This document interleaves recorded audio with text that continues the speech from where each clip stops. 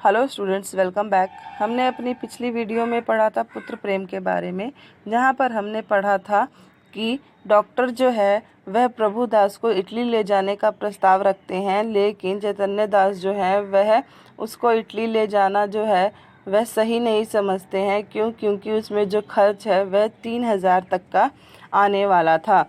आधी रात तक घर में प्रभुदास को इटली भेजने के प्रस्ताव पर वाद विवाद होता रहा।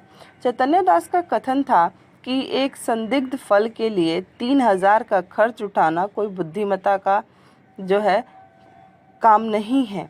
शिवदास भी उनसे सहमत थे, किंतु उनकी माता इस प्रस्ताव का बड़ी दृढ़ता के साथ विरोध कर रही थी। अंत में माता की धिक्कारियों का यह फल हुआ कि शिवदास लज्जित होकर माता के पक्ष में हो गए। बाबू साहब अकेले रह गए। तापेश्वरी ने तर्क से काम लिया, पति के सद्भावों को प्रज्वलित करने की चेष्टा की, धन की नश्वरता को लोकोक्तियाँ कही। इन शास्त्रों से विजय लाभ न हुआ तो अश्रु वर्षा करने लगी। तापेश्वरी जो है अपने पति को काफ़ी समझा रही थी, परंतु जब वह नहीं माने तो तापेश्वरी जो है वह रोने लगी। बाबू साहब जल बिंदुओं के इस शर प्रशर के सामने ना ठहर सके। इन शब्दों में हार स्वीकार की। अच्छा भाई, रो मत, जो कुछ कहती हो वही होगा। तापेश्वरी ने कहा, तो कब होगा? चैतन्य दास कहते हैं कि पैसे आने दो तब। तो यह क्यों नहीं कहते कि भेजना ही नहीं चाहते? तो बाबू चैतन्य दास कहते हैं, भेजना तो चाहता हूँ, परंतु अभी हाथ खाली है, तुम नहीं जानती। बैंक में तो रुपए हैं, जायदाद तो है, 2-3 हज़ार का प्रबंध करना ऐसा कठिन नहीं है। चैतन्य दास ने पत्नी को ऐसी दृष्टि से देखा मानो उसे खा जाएंगे, और एक क्षण के बाद बोले, बिल्कुल बच्चों सी बातें करती हो। इटली में ऐसी कोई संजीवनी नहीं रखी हुई है जो तुरंत चमत्कार दिखाएगी। जब वहाँ भी केवल प्रबंध की ही परीक्षा करनी है तो सावधानी से कर लेंगे। पूर्व पुरुषों की यानी कि हमारे जो पूर्वज हैं उनकी संचित जायदाद और रखे हुए रुपयों में अनिश्चित हित की आशा पर बलिदान नहीं कर सकता। तापेश्वरी ने डरते डरते कहा, आखिर आधा हिस्सा तो प्रभुदास का भी है कि वो मर रहा है। अगर उसकी जायदाद से अगर आधा हिस्सा देकर उसको बचा लिया जाए तो क्या खराबी है? बाबू साहब तिरस्कार करते हुए बोले, आधा नहीं, उसे मैं अपना सर्वस्व दे देता जब उससे कुछ आशा होती। यहाँ पर पिता जो है वह क्या कह रहे हैं कि अगर मुझे उस बेटे से अगर कोई आशा होती ना तो मैं उसको अपनी सारी जायदाद दे देता। वह खानदान की मर्यादा और ऐश्वर्य बढ़ाता और इस लगाए हुए धन के फलस्वरूप कुछ कर दिखाता। मैं केवल भावुकता के फेरे में पड़कर धन का हास्य नहीं कर सकता। यहाँ पर जो पिता है उनको क्या है, वो अपनी पत्नी को समझा रहे कि अगर मुझे उससे कोई आशा होती तो मैं सब उस पर लुटा देता, जबकि वह मुझे अब कुछ नहीं दे सकता, तो मैं भावुक पड़कर अपना सारा धन क्यों नष्ट करूं? तापेश्वरी अवाक रह गई। जीत कर भी उसकी हार हुई। इस प्रस्ताव के 6 महीने बाद शिवदास बीए पास हो गया। बाबू चैतन्य दास ने अपनी जमींदारी के 2 आने बंधक रख कर कानून पढ़ने के निमित्त उसे इंग्लैंड भेजा। उसे मुंबई तक खुद पहुंचाने गए। वहां से लौटे तो उनके अंतःकरण में सदिच्छाओं से परिमित लाभ होने की आशा थी। जब बाबू चैतन्य दास जो हैं अपनी ज़मीन का 2 आना बंधक रख कर अपने छोटे बेटे को इंग्लैंड पढ़ने के लिए भेजे, तो उनके मन में थोड़ी सी आशा थी कि हाँ, ये शिवदास जो है अगर कुछ कर निकलेगा तो मेरे पैसे जो है वह वसूल हो जाएंगे, मैं अपनी ज़मीन जो है वह छुड़वा सकूँगा। उनके लौटने के 1 हफ्ते पीछे अभागा प्रभुदास अपनी उच्च अभिलाषाओं को लिए हुए प्रलोक सिधार गया। चैतन्य दास मणिकर्णिका घाट पर अपने संबंधियों के साथ बैठे चिता ज्वाला की ओर देख रहे थे। उनके नेत्रों से अश्रुधारा प्रभावित हो रही थी।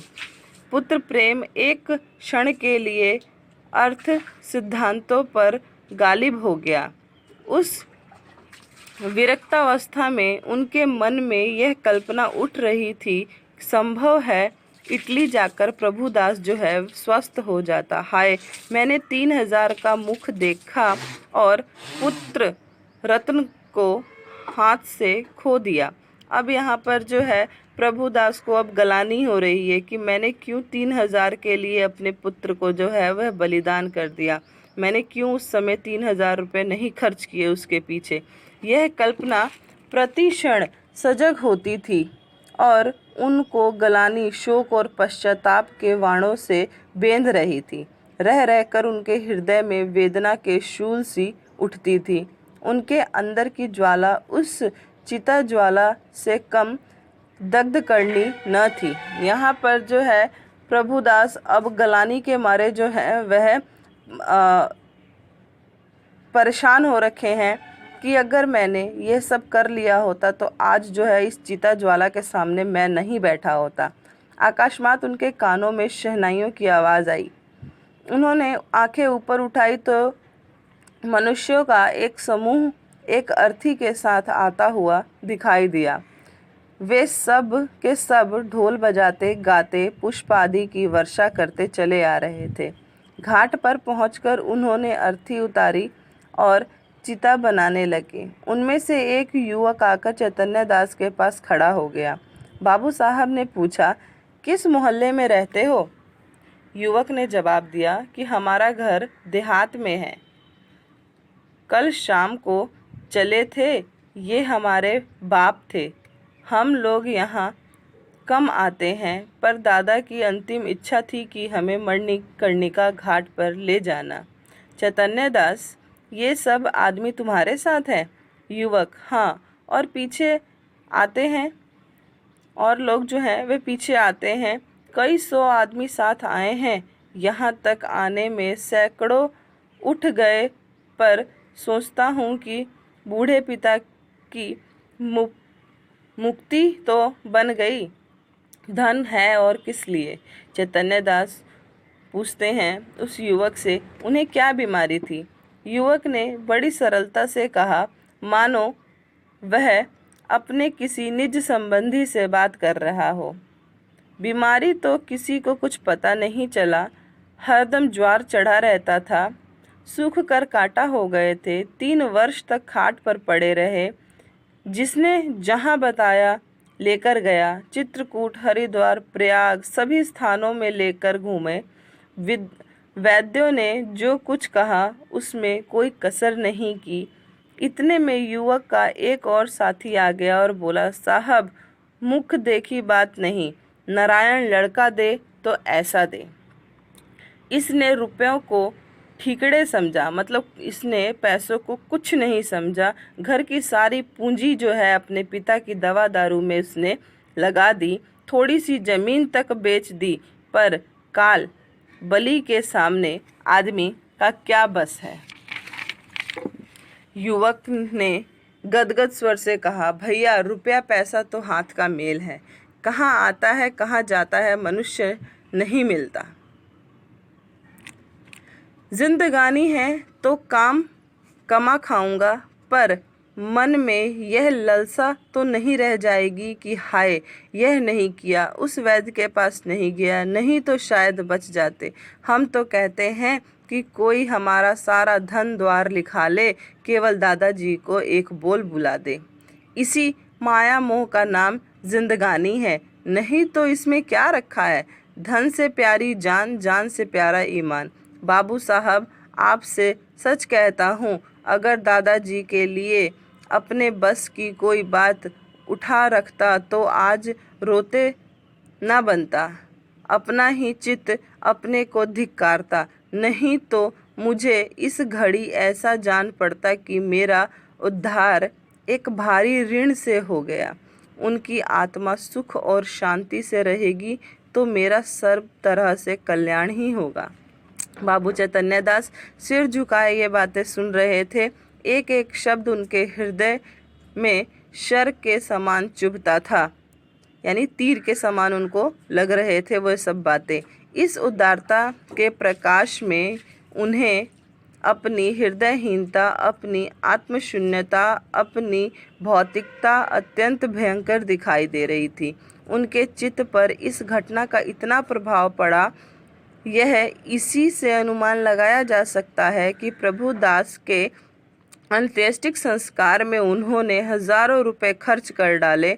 उनके संतप्त हृदय की शांति के लिए अब बस एकमात्र यही उपाय रह गया था। यहाँ पर जो है बाबू चैतन्य दास ने जो प्रभु दास के अंतिम संस्कार में जो पैसे लगाए, अगर वही पैसे उन्होंने प्रभु दास के इलाज में लगाए रहते तो आज प्रभु दास जो है जीवित होता।